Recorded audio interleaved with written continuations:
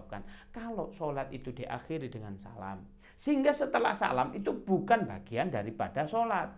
Ada zikir yang jahar, ya enggak apa-apa. Ada yang sirri, ya enggak apa-apa. Wong zikir itu bermacam-macam kok. Bahkan zikir setelah sholat itu pernah diajarkan oleh baginda Nabi.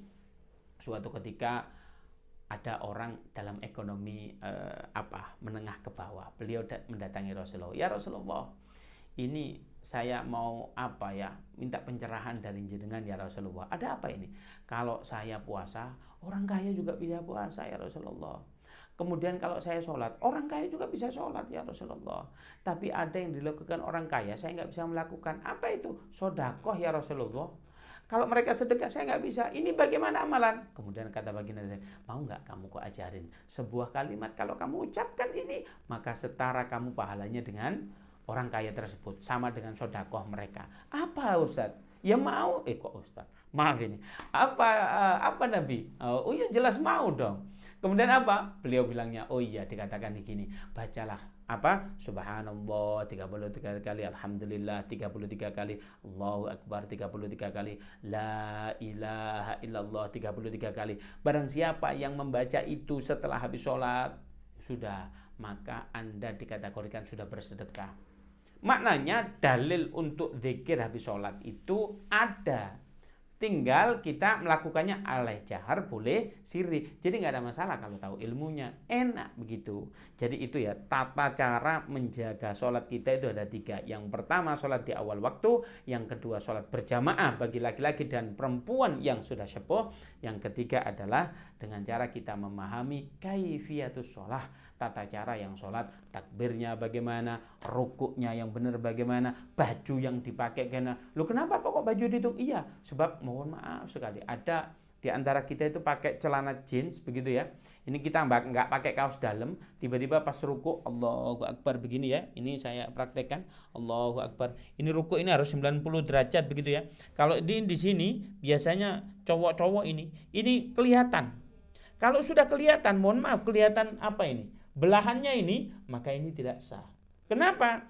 Karena aurat laki-laki yang harus ditutupi itu mulai dari pusar sampai lutut. Sehingga kalau di sini kelihatan, maka auratnya kelihatan pada saat sholat, maka ini tidak sah sholatnya. Oleh karena itu, ya mbok kalau nggak celananya ini nggak pakai daleman, ya sudah pakai sarung yang ada di masjid. Atau kalau Anda persiapan kemana-mana bawa sarung deh, tidak masalah begitu ya. Itulah tata cara kita menjaga sholat. Lalu apa? Yang kedua adalah sholat itu ada tujuannya. Apabila kita sudah mencapai tujuan tersebut, maka itu indikasi sholat kita sudah benar. Apa tujuan sholat tersebut? Sholat itu adalah innas sholata tanha anil fahsya iwal munkar.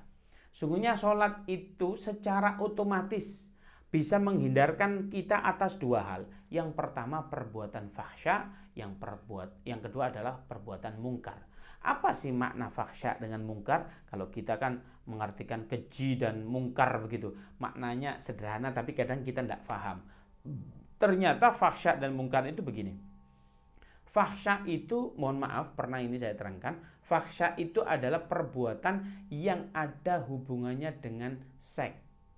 Mohon maaf begini, contoh begini, ada seseorang itu kalau ngelihat lawan jenis, nggak bisa itu, enak-enak dikir, ada cewek lewat, dilewatin gitu.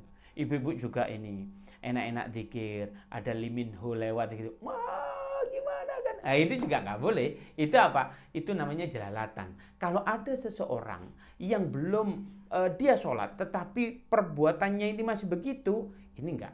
Sholat, indikasi sholatnya belum betul. Yang kedua mungkar. Mungkar itu bagaimana? Oh iya, mungkar itu kalau melihat wanita, menunduk. Kalau ada laki-laki seganteng apapun, begini. Kalau kajian nggak ngelihat Ustadz, Masya Allah, Ustadz ini ganteng sekali. Kalau aku yang jadi istrinya, kan ada yang ngayal-ngayal begitu ya.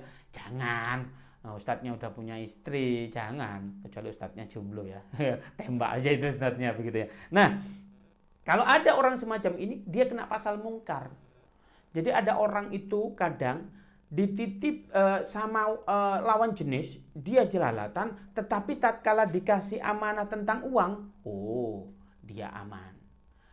Tapi kalau ada orang dia sama wanita takut, sama laki-laki merunduk, ya kan? Tapi dia kena pasal mungkar. Mungkar itu bagaimana? Mungkar itu dia tidak amanah, dia senantiasa melakukan kriminal. Dia ada uang dicopet, ada uang tahlilan, ya sudah diembat dulu. Dia ada uang kas RT, dipakai dulu dan lain sebagainya sehingga dia tidak bisa mengembalikan. Maka ini dia terkena pasal mungkar. Jadi orang macamnya dua, kadang fahsya, kadang mungkar. Tapi zaman sekarang bukan dua, tiga. Sudah fahsya, mungkar pula, dua-duanya gitu. Sama lawan jenis jelalatan, sama duit juga doyan. Nah ini ada orang fahsya dengan mungkar itu. Lah indikasi sholat yang benar itu, kalau dia sudah sholatnya itu benar, maka dia akan terhindar dari fahsya dengan mungkar. Oleh karena itu kalau ada di antara kita udah sholat, pulang Jumatan ganti sendal yang baru begitu ya, ngambil, maka ini kena mungkar. Kalau kita ini sholat tetapi masih mata kita jelalatan, ini ada fahsya, ada mungkar. Berarti apa? Kalau kita sudah sholat kok kita belum terhindar dua hal itu, maka ada something wrong, ada sholat yang salah di dalam sholat kita. Berarti apa? Entah kaifiahnya, entah wudhu kita, entah bahan wudhu kita, entah baju kita itu ada najis atau mendapatkannya dengan cara mencuri dan lain sebagainya. Maka sholat itu kalau tujuannya sudah terlaksana, yaitu fahsya dengan mungkar, baru sholat kita benar. Baik, yang kedua adalah sholat itu merupakan identitas seorang muslim. Bahkan Imam Syafi'i itu dikatakan, ya syekh, mal farqu bainal mu'min wal kafir. Ya syekh, syekh itu panggilan maknanya ada dua. Kalau di Arab itu syekh itu adalah orang yang memiliki ilmu. Yang kedua syekh ini, pak tua begitu ya. Tapi Imam Syafi'i ini dikatakan apa? Wahai orang yang berilmu. Ya syekh, ada apa? Apa sih bedanya orang mukmin dengan kafir? Imam Syafi'i itu mengatakan as-sholat. Sholat. Berarti kalau ada orang itu melakukan sholat, ya sudah, dia muslim. Kalau ada orang nggak sholat, dia kafir. Ya. Oleh karena itu kalau kita melakukan sholat, ya berarti kita Islam. Maknanya Islam, kita melakukan sholat, maknanya sholat itu adalah identitas seorang muslim. Jadi kalau ditanya, Ustadz orang ini gimana ya menurut antum? Dia ini dukun atau memang dia itu mujahadah ke Allah, minta ke Allah? Sudah, kita lihat aja. Dia sholat enggak? Enggak, ya sudah, dia dukun. Oh dia sholat Ustadz, insya Allah betul. Nah, itu asal sholatnya betul. Berarti apa? Sholat itu sebagai identitas seorang muslim. Kemudian sholat itu adalah amalan yang pertama kali nanti dihisab oleh Allah Subhanahu wa taala di yaumil qiyamah. Amalan yang pertama kali bagi hamba Allah Subhanahu wa taala kelak yang diaudit oleh malaikat itu adalah sholat. Tatkala kita nanti mati kemudian dikumpulkan di sebuah tempat yaitu padang mahsyar, maka semuanya itu akan diberi buku. Dengan kata-kata Iqra kitabaka kafa bi nafsikal yauma 'alaika hasiba. Nih, baca buku report kalian. Ada ciri-ciri.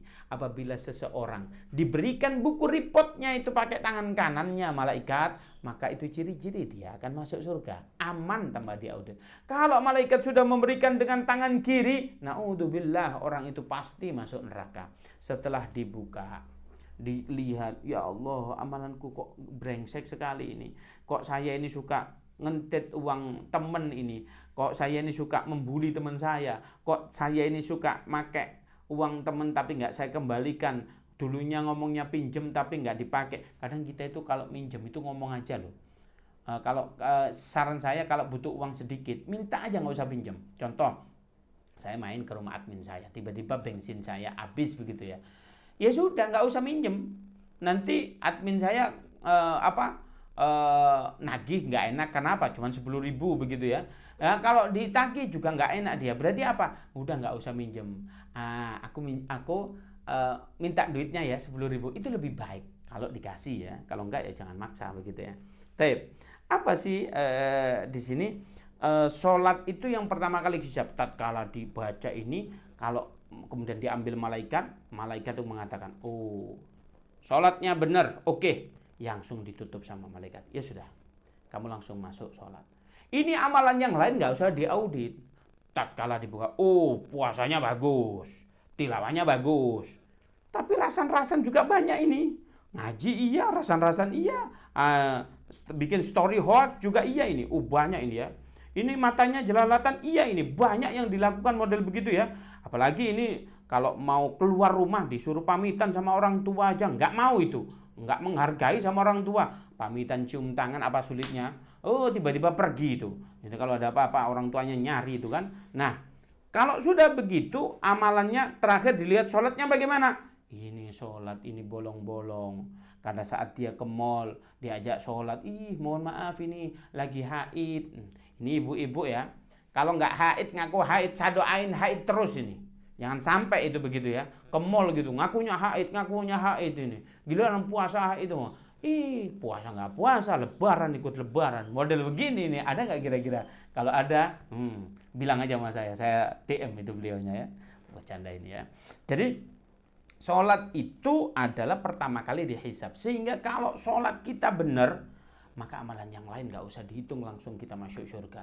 Tapi amalan kita yang lain itu benar, tapi sholatnya gak benar, langsung Anda. Maka oleh karena itu perbaiki sholat kita.